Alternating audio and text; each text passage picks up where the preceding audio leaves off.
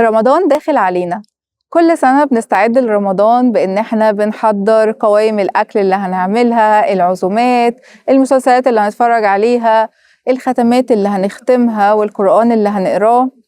ولكن بننسى أهم حاجة، إزاي ندخل رمضان وقلبنا مستعد ليه. رمضان مش جاي يضغطك، رمضان جاي يخففك. في ناس بتخاف من رمضان، حاسة إنه شهر تقيل مليان التزامات وواجبات. بس الحقيقة رمضان مجاش علشان يحسسك بالتقل ده، هو جاي يعلمك الرحمة على نفسك وعلى اللي حواليك. ربنا ما قالش إن انت لازم تكون كامل، لكن عايزك تجرب وتحاول، وهو هيقبلك في كل أحوالك.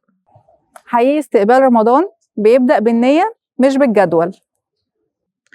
احنا بنقعد نحسب هو احنا هنختم كام مرة، هنعمل قيام قد ايه، الأذكار هنقولها بقد ايه، وده جميل. بس قبل كل ده في سؤال أهم، هو أنا داخل رمضان ليه؟ هل داخل علشان أرتاح، ولا علشان أهرب من ذنب، ولا علشان أرجع لربنا بعد بعد؟ النية الصادقة حتى لو بسيطة أقوى من أي خطة مثالية من غير ما تكون جواها نية حقيقية.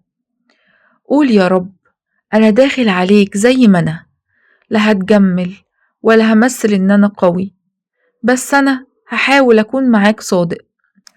حقيقي نظافة القلب أهم من كتر العبادة. رمضان مش بس امتناع عن الأكل، رمضان امتناع عن الحقد، الغل، الكلام المؤذي، الاستسهال في الذنوب. ممكن تصوم 14 ساعة وتفطر على ذنب، على غضب، على قسوة، على غيبة.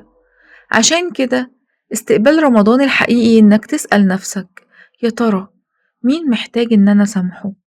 إيه اللي شاغل قلبي ومخليه كده مش قريب؟ إيه الذنب اللي مستخبي وأنا مش قادر أسيبه؟ ما تدخلش رمضان وانت بتجلد نفسك. في ناس بتدخل رمضان وهي شايلة ملف تقيل جوه قلبها، وعمالة تكلم نفسها أنا مقصر، أنا بعيد، أنا وحش. وده أكتر كلام ممكن يقفلك ويخلي روحك ما تستقبلش رمضان أصلا. بلاش إن انت تتعامل كده مع نفسك.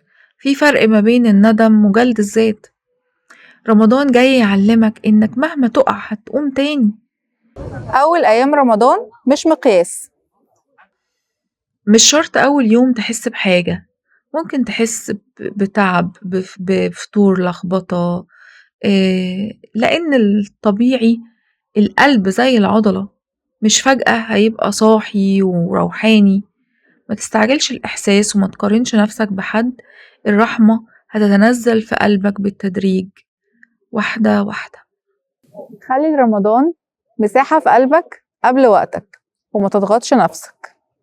استقبال رمضان يعني تبطأ شوية، تقلل من الدوشة، تخلي دايما في وقت فاضي في يومك لربنا. مش مطلوب منك تعمل كل حاجة، بس خليك وانت بتصلي تكون مركز أكتر، مستشعر أكتر. وانت بتقرأ القرآن تحاول تفهمه أكتر، وانت بتدعي تحاول ان انت تبقى صادق أكتر.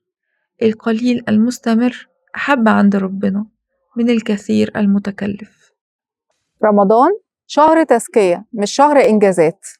احنا في زمن كل حاجة فيه أرقام حتى العبادة، بس رمضان مش شهر الإنجاز. رمضان شهر تنظيف، تنظيف القلب، ترتيب النية، ترميم العلاقة مع ربنا. ولو خرجت من رمضان أهدى، أرحم، أو أقرب، ده هيبقى نجاح كبير جدا، حتى لو ملحقتش تختم القرآن غير مرة واحدة بس. وأخيرا وانت بتستقبل رمضان ما تقولش هعمل ايه، قول هسيب ايه. سيب الذنب اللي مكبره، سيب القسوة، وسيب الضغط على نفسك، واستقبل رمضان بقلب مفتوح، مش مثالي لكن صادق. لأن رمضان مش محتاجك قوي، محتاجك راجع لربنا.